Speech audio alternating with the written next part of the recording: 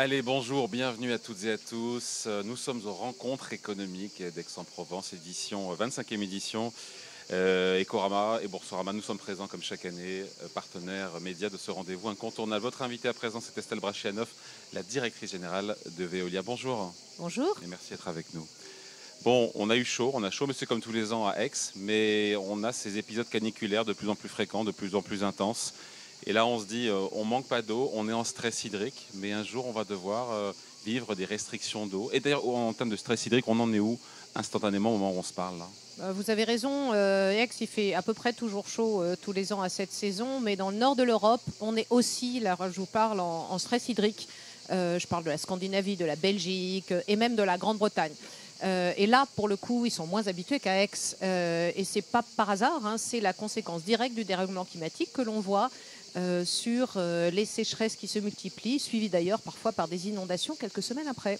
Voilà. Et on dit quoi aux climato-sceptiques quand il y en a encore Alors, tous nos baromètres où on teste la population aux États-Unis comme en France ou en Europe disent la même chose.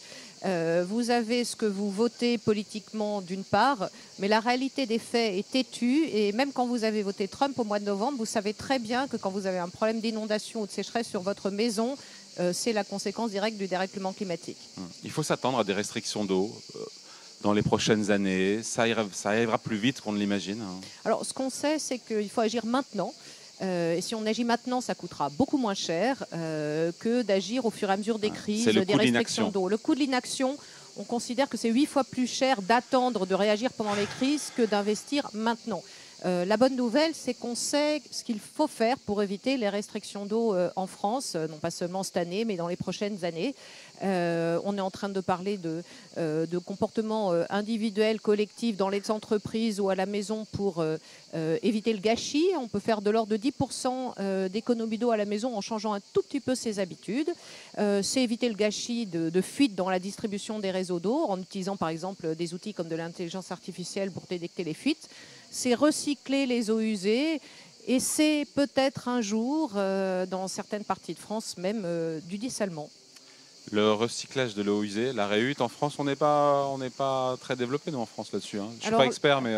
Jusqu'à l'été 2022, avec la grande sécheresse dont on se souvient tous, tout le monde pensait qu'on ne manquerait jamais d'eau en France. Donc, c'est des solutions qu'on n'a jamais même envisagées dans le grand public ou chez les élus. Et puis l'été 2022 est arrivé et maintenant il y a beaucoup de projets qui se sont montés précisément en se disant il faut qu'on évite de se retrouver dans la même situation dans quelques années. Donc les progrès sont rapides, ils sont encore insuffisants et donc j'appelle de mes voeux qu'on accélère.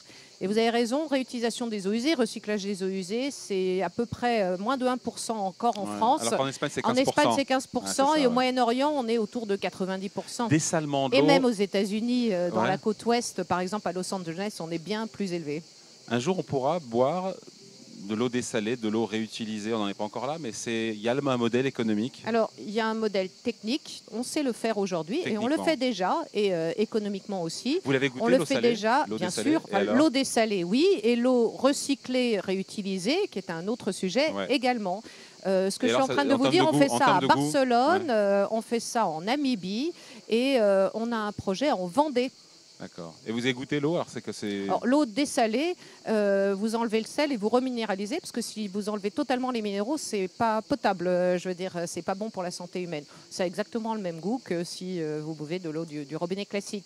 L'eau usée, c'est pareil. Donc il n'y a absolument aucun facteur de goût et évidemment aucune problématique sanitaire. C'est ultra contrôlé, c'est tout à fait normal. Donc il y a une compétence, une technique. Après, il faut trouver le modèle économique, évidemment. Alors la compétence technique, elle est là. On sait faire. Veolia est d'ailleurs leader mondial des technologies d'eau, réutilisation des eaux usées ou dessalement.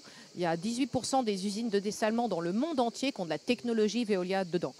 J'espère qu'on est fiers parce que j'ai l'honneur de diriger une entreprise qui exporte finalement, une entreprise française et européenne qui exporte son savoir-faire partout dans le monde. Le modèle économique, il existe également et ça, c'est l'innovation au service du pouvoir d'achat.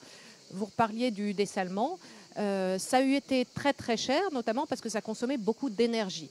On a innové, on a divisé par 5 la consommation d'énergie pour produire un mètre cube d'eau dessalée et en gros par 5 le coût également. Donc ça devient abordable. et notamment quand on n'a pas beaucoup d'alternatives au Moyen-Orient ou dans le sud de l'Europe, c'est déjà des solutions qui sont mises en œuvre. Après, le fond du problème, c'est peut-être aussi le fait que peu de Français, et j'en fais partie, j'avoue, connaissent le prix de l'eau. Je ne connaissais pas et donc je suis allé voir, j'ai regardé, j'ai vu autour de 4 € du mètre cube. C'est ça à peu près en fonction des régions Oui, c'est tout à fait ça. Et dans les 4 € du mètre cube, vous payez pour la production d'eau potable, la distribution d'eau potable, mais aussi le traitement des eaux usées, hein, donc d'une certaine façon le nettoyage qui va après. Et il y a aussi des taxes. Et c'est tout ça qui fait le 4 € du mètre cube. Vous n'êtes pas une exception, hein. La plupart des Français ne connaissent pas le prix du mètre cube d'eau. En l'occurrence, c'est moins de 1% du budget des ménages. Donc c'est sans doute pour ça que c'est assez méconnu. Vous pouvez me demander où est-ce qu'on se situe dans la moyenne européenne. Eh ben, on est dans les bons. On a un rapport qualité-prix en France qui est vraiment très bon. Et c'est pas par hasard, je fais le lien avec des entreprises comme celle que je dirige, et on a des compétiteurs qui sont des leaders mondiaux français.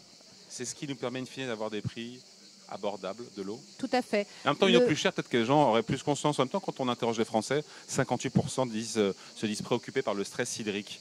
Il y a une prise de conscience, mais en même temps, si on ne sait pas combien ça coûte, il n'y a pas un hiatus Non, ce que toutes les études nous montrent, c'est que les Français demandent que l'on agisse, demandent des solutions, et ils ont bien compris que le sujet, c'est pas uniquement le prix. Et donc, je vais le dire, c'est le fait de se dire, attendez, vous imaginez à titre individuel, si pendant quelques semaines, je n'ai pas le droit d'arroser mes jardins, si je suis un agriculteur et que je n'ai pas le droit d'irriguer mes cultures, je perds potentiellement toute une partie de ma récolte. Un industriel aussi, il a besoin d'eau, et quand en l'été 2022, il y a des industriels de l'agroalimentaire qui ont été obligés de fermer des usines pendant quelques semaines. Et donc là, on voit bien que le débat, il est bien plus large que le seul prix de l'eau qui, comme je le venais de dire, est dans un très bon rapport qualité-prix déjà aujourd'hui. France au public parle d'une hausse de la facture de 50% d'ici 2030. Est-ce que vous confirmez? La moyenne de la facture d'eau, c'est 500 € par an. Il faut se préparer au fait que l'eau, ça sera plus cher dans les années à venir? Non, je ne confirme pas ça. Je vais dire qu'on a un choix. Je le disais, le coût de l'inaction est bien plus élevé que le coût d'agir aujourd'hui. Si on attend juste que les crises se passent les unes après les autres, qu'on ne fait rien aujourd'hui pour faire face au sujet de la rareté, donc résoudre les problèmes éventuels de restriction d'eau. Si par ailleurs je rajoute les sujets de qualité avec les polluants qui existent dans un certain nombre de cas et qu'il faut enlever, et si je mets tout ça bout à bout, alors oui, on pourrait aboutir à des factures qui iraient en augmentant. Mais la bonne nouvelle, encore une fois, c'est qu'on a des technologies, on a de l'innovation, on a du savoir-faire qui peuvent nous permettre, malgré tous ces enjeux qui vont croissant, de garder la facture d'eau à moins de 1% du budget des ménages. Mais encore faut-il aller chercher des entreprises comme Veolia pour avoir ce qui se fait de mieux dans le monde, en fait, au service, y compris de conserver une facture abordable. Vous l'avez annoncé, Estelle Brachlianoff, il y a quelques semaines, Veolia veut booster son chiffre d'affaires de 50% d'ici 2030 en pariant sur le traitement des déchets dangereux. Déchets industriels spéciaux, produits chimiques, piles, batteries, huiles usées. Pourquoi c'est à la fois prioritaire et un métier plein d'avenir pour Veolia? Alors, vous avez cité ce dont on parle quand on parle du déchet dangereux, c'est toutes sortes de choses dont on imagine bien qu'on n'a pas envie qu'elles soient déversées dans la rivière à côté de laquelle on vit et à partir de laquelle on va d'ailleurs prélever de l'eau pour à la fin la rendre potable et au robinet. Et donc, on est en train de parler de polluants, donc on est en train de parler d'un enjeu de santé, pas seulement pour les écosystèmes, mais y compris pour vous et moi. Et la raison pour laquelle c'est un métier, la dépollution, qui progresse, c'est que les enjeux de santé, c'est quelque chose qui nous touche tous et toutes, qui est assez tête de notre liste de préoccupations à titre individuel et collectif. Et là, encore une fois, la bonne nouvelle, c'est qu'on a de quoi faire face aujourd'hui. On sait dépolluer, décontaminer toutes sortes de choses, y compris qu'on ne savait pas faire il y a encore 2 ou 5 ans. Les PFAS, les perfluorés, les perturbateurs endocriniens, les résidus de pesticides, et je pourrais faire une longue liste. Il y a des solutions qui existent pour arriver à des savoir-faire et des technologies pour arriver à les traiter. C'est vrai que c'est un marché, entre guillemets, qui vaut de l'or. J'ai vu les marges, potentiellement, peuvent atteindre 25%. C'est vrai, ça? Alors, c'est des marges, mais il y a aussi des investissements importants dans la recherche et l'innovation, dans des usines qui sont dédiées à ces traitements. Donc, il faut regarder à la fin, j'allais dire, le poids des deux. Donc, oui, c'est des métiers en forte croissance, mais qui servent surtout à assurer votre santé et celle de vos enfants. L'environnement économique, macroéconomique reste quand même tendu, on le voit bien. Comment on garde le cap? quand on est Veolia et quand on est chef d'entreprise. Comment on garde la croissance là où il y a de l'incertitude partout, guerre commerciale, géopolitique, enfin voilà, on vit des chocs protéiformes et multiples et quasiment permanents. Alors, le quotidien d'une chef d'entreprise, c'est quoi? C'est à la fois de garder le cap, vous l'avez dit. Pour nous, c'est notre plan stratégique Green Up qui donne la priorité sur un certain nombre de sujets, les technologies d'eau, le traitement des polluants et des déchets dangereux, mais savoir s'adapter également en fonction des différentes composantes compliquées qui arrivent, une élection ici ou une tension géopolitique là-bas, et finalement d'arriver à trouver notre chemin dans ce monde plein d'incertitudes. Force est de constater qu'on est réussi plutôt bien, puisque trimestre après trimestre, on continue notre bonhomme de chemin de faire croître nos résultats. Mais là aussi, la stratégie de Veolia, c'est évidemment de continuer à faire croître nos résultats, mais avec un impact que l'on mesure en termes de CO2 qui diminue, de mètres cubes d'eau qui sont économisés et de polluants que l'on enlève de l'atmosphère, des rivières ou de votre eau du robinet.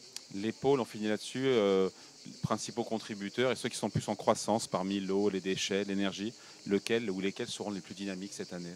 Alors, ceux qui sont les plus dynamiques, j'en ai 3, et je les ai déjà cités.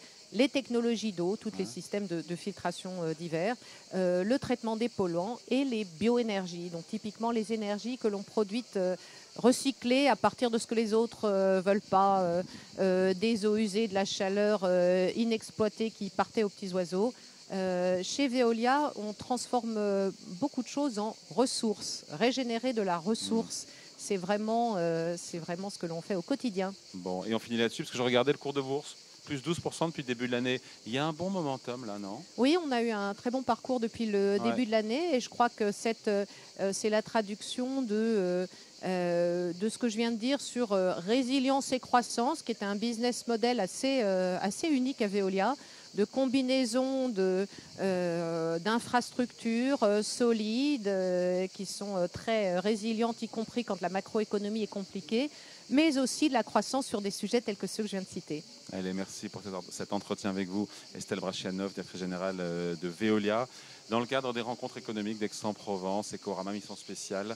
Merci à vous. Merci.